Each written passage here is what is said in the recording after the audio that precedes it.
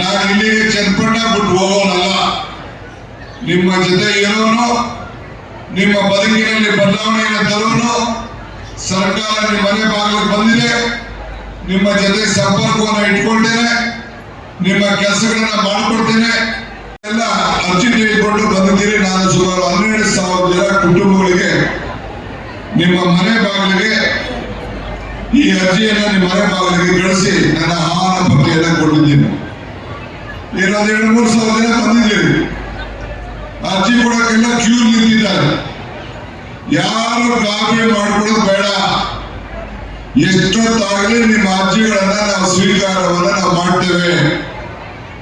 ಇಲ್ಲಿ ಯಾರು ಅರ್ಜಿ ಕೊಡಕ್ಕೆ ಆಗಿಲ್ಲ, ತಾಲೂಕು ಕಚೇರಿಯಲ್ಲಿ ಇದಕ್ಕೊಂದು ಪ್ರತ್ಯೇಕವಾದಂತ ಕೊಠಡಿಯನ್ನ ತೆಗೆದು ಅಲ್ಲಿ ಪ್ರತಿದಿನ ಕೂಡ ಬಂದು ಯಾರು ಬಂದು ಅರ್ಜಿಯನ್ನ ಸ್ವೀಕಾರ ಮಾಡಿ ಎಂಡಾರ್ಸ್ಮೆಂಟ್ ತೆಗೆದುಕೊಂಡು ಹೋಗುವಂತ ಕೆಲಸವನ್ನ ನಾನು ಮಾಡ್ತೀನಿ ಅಂತ ಹೇಳಲಿಕ್ಕೆ ನಾನು ಈ ಸಂದರ್ಭದಲ್ಲಿ ನೋಡ್ತಾ ಇದ್ದೀನಿ. ನುಗ್ಗಲು ಪಾಪ ಎಷ್ಟು ಜಲ್ದಿ ಅರ್ಜಿ ಕೊಡಬೇಕು, ಎಷ್ಟು ಜಲ್ದಿ ಅರ್ಜಿ ಕೊಡಬೇಕು ಅಂತ ಕೆಲವರು ಟೀಕೆ ಮಾಡ್ಬೋದು. ನಾನು ಅದಕ್ಕೆಲ್ಲ ತಲೆ ಕೆಡಿಸ್ಕೊಂಡು ಹೋಗುದಿಲ್ಲ.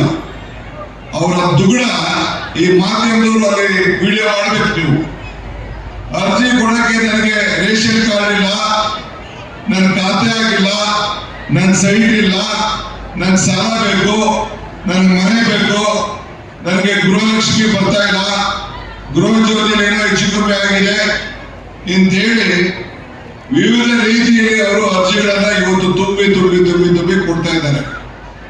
ಆದ್ರಿಂದ ಇವತ್ತು ಸುಮಾರು 64,000 ಕುಟುಂಬಗಳಿಗೆ ಮನೆಯ ಯಜಮಾನರಿಗೆ ಇವತ್ತು ಈಗಾಗಲೇ ಇಲ್ಲಿ ಗ್ರಾಮೀಣ ಪ್ರದೇಶದಲ್ಲಿ ಗೃಹಲಕ್ಷ್ಮಿ ಬರ್ತಾ ಇದೆ.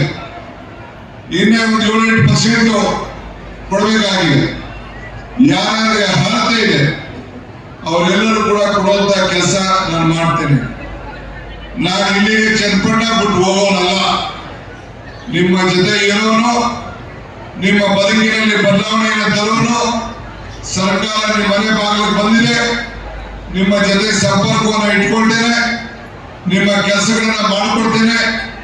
ನಿಮ್ಮ ಪೋಡಿ, ನಿಮ್ಮ ಜಮೀನು ಬಗಲು ಸಾಕೊಳ್ಳಿ, ಆಶ್ರಯ ಸೈಟು, ಆಶ್ರಯ ಮನೆ ಇವೆಲ್ಲ ಕೂಡ ವಿಶೇಷವಾಗಿ ಮತ್ತು ಪ್ರತಿಯೊಂದು ಪಂಚಾಯತಿಯಲ್ಲೂ ಕೂಡ ಸುಮಾರು ಕನಿಷ್ಠ ಒಂದು 100 ಕೋಟಿ ರೂಪಾಯಿ ಅಷ್ಟು ತಂದು ಪ್ರತಿಯೊಂದು ಪಂಚಾಯತಿಯಲ್ಲಿ ಏನ್ ರಸ್ತೆಗಳಾಗಬೇಕು, ಏನ್ ಚರಂಡಿಗಳಾಗಬೇಕು, ನೀರಾವರಿ ಇಲಾಖೆಯಿಂದ ಯಾವ್ದಾದ್ರು ಕ್ಯಾನಲ್ಗಳನ್ನ ರಿಪೇರಿ ಮಾಡಬೇಕು, ನೀರನ್ನ ಯಾವ ರೀತಿ ತುಂಬಿಸ್ಬೇಕು, ಆ ಎಲ್ಲ ಕಾರ್ಯಕ್ರಮಗಳನ್ನ ನಾನು ನಿರ್ವಹಿಸ್ತೇನೆ ಅನ್ನೋ ಮಾತನ್ನ ಈ ಸಂದರ್ಭ ಹೇಳಲಿಕ್ಕೆ ನಾನು ಬಯಸ್ತೇನೆ.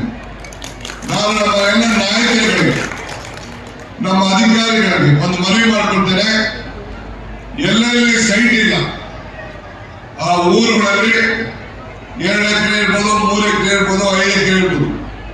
ದೊಡ್ಡ ಊರಿದ್ರೆ ಒಂದು 5 ಎಕರೆ, ಬೇರೆ 2 ಎಕರೆ 3 ಎಕರೆ, 1 ಎಕರೆಗೆ 20-25 ಸೈಟ್ ಮಾಡ್ಬೋದು.